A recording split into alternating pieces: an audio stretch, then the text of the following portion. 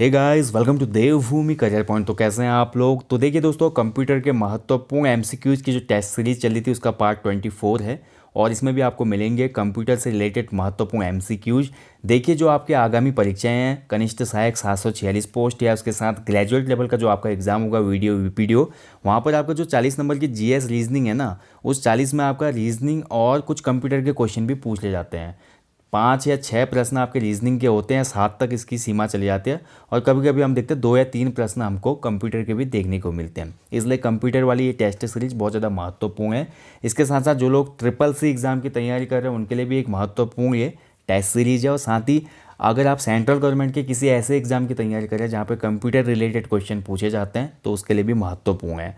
तो चलिए देखेंगे। मैं हमेशा बोलता हूँ, चैनल पे जो भी टेस्ट सीरीज आ रही है, यूकेजी के test series, computer test series, सामान्य हिंदी टेस्ट सीरीज और जीके की टेस्ट सीरीज, इनको तो आपने बिल्कुल मिस नहीं करना है। साथ ही जितने भी वरियस अन्य डिस्क्रिप्टिव टॉपिक आते हैं उनको तो आपने देखना ही है, ठीक है। तो चलिए देखते हैं पहला क्वेश्चन आज का। तो पहला क्वेश्चन है, डॉट नेट डोमेन का प्रयोग कहाँ पर होता है। तो डॉट नेट जो डोमेन है उसका प्रयोग कहाँ पर होता है। बहुत अच्छा क्वेश्चन है, ठीक है। तो डोमेन क्या होता है, सबसे पहले तो देखिए, डोमेन जो होता है यूनिक एड्रेस नेम होता है। जैसे आप कोई भी वेबसाइट देखते हैं ना, हर वेबसाइट का एक अपना अलग नाम होता है, सिमिलर वेबसाइट कभी नहीं होती, ठीक है। तो यही होता है डोमेन नेम। और डॉट नेट जो डोमेन नेम का प्रयोग होता है वो हमारा ऑप्शन बी, इंटरनेट इंफ्रास्ट्रक्चर तथा सर्विस प्रोवाइडर में होता है, यानी कि ऑप्शन बी इसमें सही आंसर है। देखिए, अलग अलग डोमेन नेम होते हैं। आजकल जो वर्तमान परिदृश्य की मैं बात करता हूँ, सबसे ज़्यादा जो यूज में लाई जाने वाला डोमेन नेम है वो डॉट कॉम होता है, ठीक है। थोड़ा इन डोमेन नेमों के बारे में जानते हैं। चलिए, सबसे पहले तो हमने जाना अभी डॉट नेट होता है जो इंफ्रास्ट्रक्चर और सर्विस प्रोवाइडर में, ठीक है, इंटरनेट इंफ्रास्ट्रक्चर और सर्विस प्रोवाइडर में डॉट नेट का यूज़ किया जाता है। इसके अलावा देखिए, जो कमर्शियल वेबसाइट होती है वहाँ पर डॉट कॉम हमको देखने को मिलता है, ठीक है। जैसे अमेजन.com, भारत के लिए अमेजन.in हो जाता है क्योंकि वो अमेजन की सर्विस केवल भारत के लिए है। लेकिन अमेजन.com की हम बात करेंगे तो अमेजन.com मतलब पूरा वर्ल्ड वाइड, ठीक है। .in वो वेबसाइट होते हैं जो भारत में ही काम कर रहे हैं। जैसे हमारी फॉर एग्जांपल के लिए हम ले लेते हैं अपनी UK SSC की वेबसाइट, तो UK SSC.gov.in हम देखते हैं, .in लास्ट में आता है। ऐसे ही UKPSC.gov.in, ठीक है, UBTR.in देखा ना हमने। तो हर जगह .in आ रहा है, यानी कि इंडिया में जो वेबसाइट प्रचलित हो रही है उनके डोमेन नेमों में हमको .in देखने को मिलता है। इसके अलावा देखिए, हमारा तीसरा जो होता है डोमेन नेम वो होता है .edu,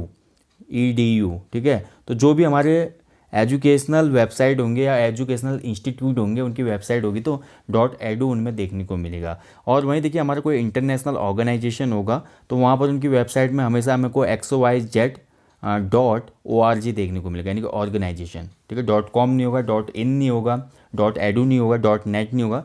ऐसे जो अंतर्राष्ट्रीय ऑर्गेनाइजेशन है वहाँ पे हमको देखने को मिलेगा .org लास्ट में, ठीक है। तो ये कुछ हमारे डोमेन नेम होते हैं, इनको आपने याद रखना है, ठीक है, कहाँ पे कौन सा प्रयोग किया जाता है। चलिए बढ़ते हैं अगले क्वेश्चन की तरफ। निम्न में से कौन सा उपकरण मॉड्यूलेशन तथा डिमॉड्यूलेशन की प्रक्रिया को करता है। देखिए, अगर आपने हाई स्कूल इंटर की अगर साइंस की किताबें अच्छे से पढ़ी थी तो आपको ये याद आ गया होगा। वहाँ पर भी हमारा चैप्टर था ये मॉड्यूलेशन एंड डिमॉड्यूलेशन, ठीक है। तो ये करने वाला जो हमारा यंत्र होता है या डिवाइस होती है उसको बोलते हैं मोडेम। ऑप्शन डी इसमें सही आंसर है। मोडेम हम यूज करते हैं ना, आपने देखा जब भी हम कोई वाईफाई कनेक्शन लेते हैं अपने घर पे तो वहाँ पे पहले मोडेम लगता है, फिर मोडेम के बाद कनेक्शन हमारा जाता है राउटर में, और राउटर फिर फाइनली क्या करता है, डिवाइड करता है पूरे नेटवर्क को। तो ऑप्शन डी इसमें सही उत्तर हो जाएगा, मोडेम, ठीक है, मॉड्यूलेशन और डिमॉड्यूलेशन। चलिए बढ़ते हैं अगले क्वेश्चन की तरफ। एनालॉग सिग्नल को डिजिटल सिग्नल में बदलने की क्रिया को क्या कहा जाता है। अच्छा क्वेश्चन है ये भी हमारे, देखिए जो हम पढ़ते थे पहले साइंस की किताब में वहीं से क्वेश्चन बना है। तो एनालॉग सिग्नल को हमेशा डिजिटल सिग्नल में कौन बदलता है, या इस क्रिया को, इसको बदलने जो बदलता है वो तो मोडेम कहलाता है और इसको बदलने की क्रिया कहलाती है मॉड्यूलेशन। ऑप्शन सी इसमें सही उत्तर हो जाएगा, ठीक है, मॉड्यूलेशन कहा जाता है जो भी एनालॉग सिग्नल होते हैं इनको डिजिटल में बदलना। चलिए अगले क्वेश्चन की तरफ बढ़ते हैं। निम्न में से कौन सा नेटवर्क मेट्रोपॉलिटन एरिया को कवर करता है। तो बहुत अच्छा क्वेश्चन है, देखिए मेट्रोपॉलिटन एरिया। अब मेट्रोपॉलिटन एरिया क्या होता है, ठीक है, वर्तमान समय की बात करते हैं तो वो एरिया मेट्रोपॉलिटन कहलाता है जहाँ पे आबादी 15 लाख से ऊपर होती है, यानी कि एक ऐसा शहर जिसकी आबादी 15 लाख से ऊपर है। दिल्ली, मुंबई, लखनऊ, कलकत्ता, ठीक है। अगर उत्तराखंड की भी बात करते तो देहरादून, हरिद्वार, हल्द्वानी, ये सभी हमारे क्या हैं, मेट्रोपॉलिटन एरिया के अंतर्गत आ जाते हैं, ठीक है। अब यहाँ पर देखिए, मेट्रोपॉलिटन जो एरिया है वहाँ पे जो नेटवर्क यूज किया जाता है उसको बोला जाता है मैन, मेट्रोपॉलिटन एरिया नेटवर्क, यानी कि ऑप्शन सी इसमें सही उत्तर हो जाएगा, ठीक है। यहीं हम बात करते हैं LAN, लैन, तो लैन का होता है लोकल एरिया नेटवर्क, एंड वैन का मतलब होता है वाइड एरिया नेटवर्क, और मैन का मतलब मेट्रोपॉलिटन एरिया नेटवर्क। तो ये नई टर्म है, याद रखिएगा अच्छे से।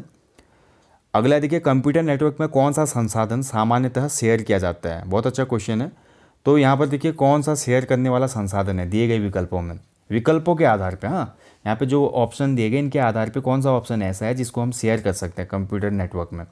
तो ये नो डाउट यहाँ पे आंसर हो जाएगा प्रिंटर्स। तो प्रिंटर्स जो है ये शेयर किया जाता है इससे। बाकी स्पीकर्स, फ्लॉपी डिस्क ड्राइव, कुंजी पटल ये तो नहीं होगा, ठीक है। प्रिंटर्स देखा जाए तो नेटवर्क में हम इसको शेयर करते हैं। अगला देखिए, फाइबर ऑप्टिक्स का लाभ क्या होता है। तो फाइबर ऑप्टिक्स तो समझ ही गए होंगे आप, ओएफसी की यहाँ पे बात हो रही है। ऑप्टिकल फाइबर केबल जो होती है, आप देखते हैं ना, जो भी ब्रॉडबैंड कनेक्शन होते हैं, इंटरनेट की जो लाइनें गुजरती हैं वो ऑप्टिकल फाइबर के जरिए गुजरती हैं, ठीक है।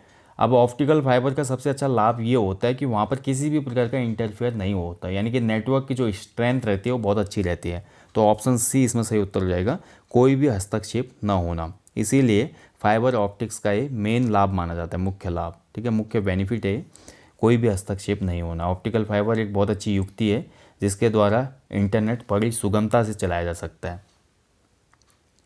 अभी देखिए ऑप्टिकल फाइबर है, अभी बहुत सी नई नई मेथड आ गई हैं अब, ठीक है। अब जैसे हमारा वाईफाई हम देखते हैं, वाईफाई की जैसे लाईफाई भी आ गया है। तो वाईफाई होता है वायरलेस फिडेलिटी, ठीक है, वायरलेस फिडेलिटी बोलते हैं वाईफाई को। एज अ लाईफाई आ गया अब लाइट फिडेलिटी, यानी कि आप इंटरनेट को हम ऐसे भी यूज कर सकते हैं कि एक लाइट जितने भाग में दिखेगी उतने भाग में नेटवर्क रहेगा और बहुत स्पीड से काम करेगा लाईफाई, ठीक है। और वाईफाई तो आपने देखा ही है, जो हम घरों में यूज करते हैं अमूमन तो आजकल नॉर्मली जो देखते हैं हम और लगाते हैं राउटर वगैरह से, वाईफाई है वो। अगला देखिए, उस डिवाइस को क्या कहा जाता है जो केबल के प्रयोग से बिना नेटवर्क के कनेक्ट कर देती है। तो ऐसी डिवाइस बतानी है आपने दिए गए विकल्पों में से, वो कौन सी है बिना केबल के भी वो क्या करेगी, नेटवर्क अवेलेबल करवा देगी आपको। तो इसका सही आंसर है, देखिए बहुत आसानी से समझ में आ रहा है, वायरलेस। तो वायरलेस एक ऐसी मेथड है, वायरलेस यानी कि वायर मतलब तार, लेस मतलब नहीं है, जहाँ पे वो तार के बिना ही काम चल जा रहा है। तो वायरलेस एक ऐसी डिवाइस है जो बिना केबल के प्रयोग के भी आपको नेटवर्क से कनेक्ट कर देती है। अगला देखिए, किसी को ईमेल भेजना एक प्रकार से क्या है। देखिए हम कोई भी ईमेल भेज रहे हैं, मैं आपको ईमेल करता हूँ, आप मुझे ईमेल कर रहे हैं, तो ये क्या है एक हिसाब से। तो दिए गए विकल्प के आधार पर इसका आंसर बहुत सरल है, ऑप्शन ए इसका सही उत्तर हो जाएगा, किसी को पत्र लिखना। देखिए हम फिजिकली अगर पत्र लिखते हैं तो उस पत्र को पहले लिफाफे में डालना होता है, फिर पोस्ट ऑफिस जाके भेजते हैं हम, ठीक है, इसमें कई टाइम लग जाता है, इसको हम फिजिकल रूप बोलेंगे। ऐसे ही पत्र लिखने का डिजिटल रूप कहलाता है ईमेल, यानी कि इलेक्ट्रॉनिक मेल, ठीक है। चलिए बढ़ते हैं अगले क्वेश्चन की तरफ। वेबसाइट एड्रेस एक यूनिक नेम है जो वेब पर विशिष्ट डैश डैश को पहचानने के काम आता है।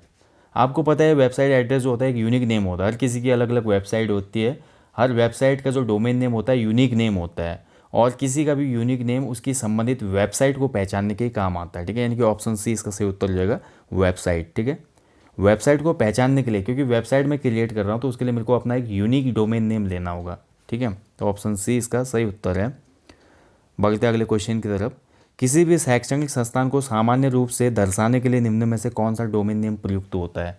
तो अभी हमने वही बात की, फर्स्ट क्वेश्चन आया था dot net, dot net domain का प्रयोग कहाँ पे होता है। तो डॉट नेट हमने देखा, डॉट नेट का प्रयोग कहाँ पे हो रहा था, इंटरनेट इंफ्रास्ट्रक्चर तथा सर्विस प्रोवाइडर में। अब यहाँ पर डॉट जो हमारे शैक्षणिक संस्थान पूछे, यानी कि एजुकेशनल जो इंस्टीट्यूट्स होते हैं उनके लिए डॉट एडू यूज होता है, ठीक है, ऑप्शन डी। जैसा कि मैं आपको बता चुका हूँ, भारत में जितनी भी वेबसाइट होंगी जो भारत में ही काम कर रही है तो डॉट इन हो जाएगा, और जो हमारे इंटरनेशनल ऑर्गेनाइजेशन होते हैं उनके लिए हमारा क्या होता है, डॉट ORG यूज किया जाता है, ठीक है। और सबसे ज़्यादा जो वाणिज्यिक रूप में प्रयोग होती है वो डॉट कॉम होती है। चलिए अगले क्वेश्चन की तरफ बढ़ते हैं। यूजर नेम तथा उसके बाद डोमेन निम्न में से क्या दर्शाता है। तो पहले यूजर नेम होगा फिर डोमेन होगा, यह हमेशा दर्शाएगा ईमेल एड्रेस। कैसे, चलिए समझते हैं इसको।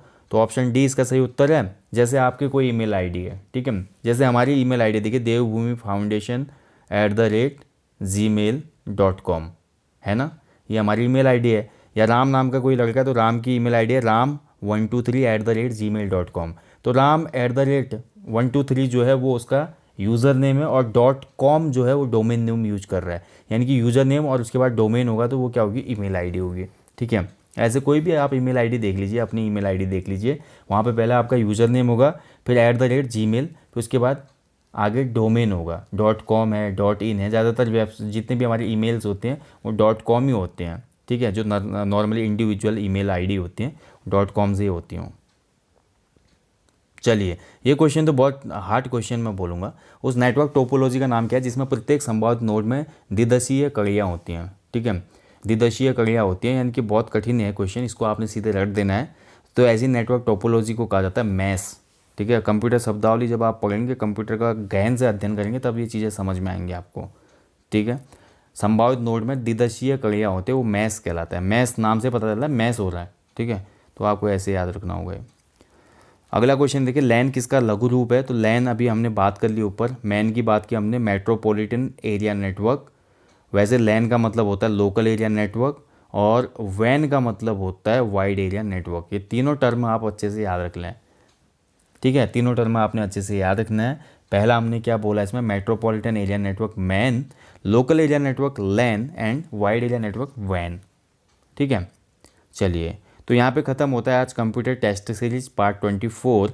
आपके कितने क्वेश्चन सही हुए चाहिए ज़रूर बताइएगा। और साथ ही जाने से पहले आपको एक क्वेश्चन मैं देना चाहूँगा, आप मुझको कमेंट बॉक्स में बताएंगे कि यूआरएल का पूर्ण रूप क्या होता है, ठीक है। तो यूआरएल का फुल फॉर्म बताइएगा ज़रूर कमेंट बॉक्स में।